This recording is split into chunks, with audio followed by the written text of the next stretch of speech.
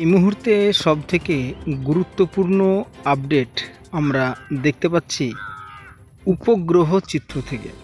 তো উপগ্রহ চিত্র থেকে দেখা যাচ্ছে যে বাংলাদেশ থেকে কিন্তু আমাদের দক্ষিণবঙ্গে মেঘ সঞ্চার হচ্ছে এবং যার মধ্যে রয়েছে ২ চব্বিশ পরগনা, মুর্শিদাবাদ, নদিয়া এবং বর্ধমানের কিছু অংশ। তো এই অংশে আগামী ১ থেকে ২ ঘন্টার মধ্যে বিক্ষিপ্তভাবে খুব হালকা একটা বৃষ্টিপাতের সম্ভাবনা তৈরি হচ্ছে অস্থায়ীভাবে বজ্রগর্ভ মেঘ সঞ্চারের ফলে। তবে এটা কিন্তু তেমনভাবে দুর্যোগ বলা যাবে না, তার কারণ এই মেঘটা আবার কেটে যেতেও পারে, অর্থাৎ বৃষ্টি কিন্তু নাও হতে পারে। তো যাই হোক, স্যাটেলাইট চিত্রতে যা বলছে সেটা আপনাদেরকে জানালাম। তো এবার দেখব আগামী কয়েকদিনের তাপমাত্রা কেমন কি থাকছে। তো তাপমাত্রা আলোচনা করতে গেলে আপনাদেরকে একদম জানাবো, আপাতত কয়েকদিন দক্ষিণবঙ্গের তাপমাত্রা ৩২-৩৩ এই মতো থাকবে, বিশেষ করে দক্ষিণবঙ্গের সমস্ত জেলাতে।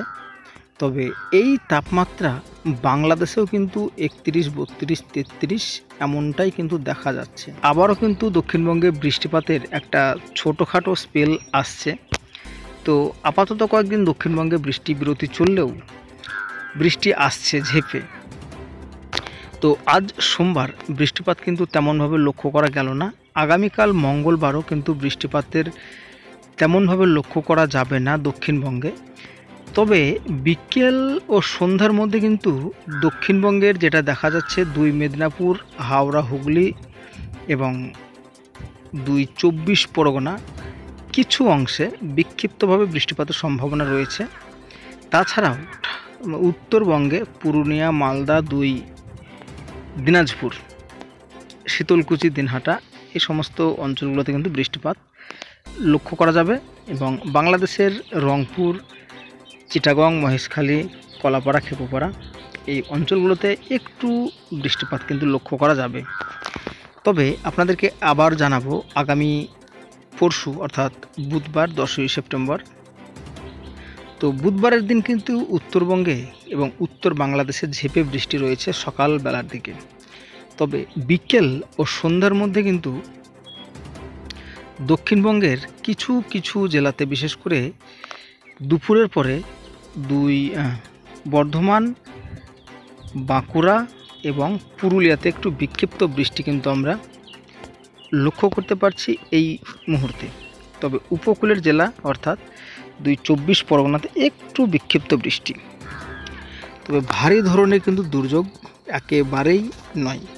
তবে বৃহস্পতিবার সেই একই অবস্থা আমরা দেখতে পাচ্ছি। সকালবেলার দিকে উত্তরবঙ্গ, তারপরে উত্তর পূর্ব বাংলাদেশ এবং ২ দিনাজপুর এই জায়গাগুলোতে কিন্তু বৃষ্টিপাতের সম্ভাবনা থাকছে। তবে দক্ষিণবঙ্গ মোটের পর পরিষ্কার, আর্দ্রতাজনিত অস্বস্তি। বৃহস্পতিবারের দিন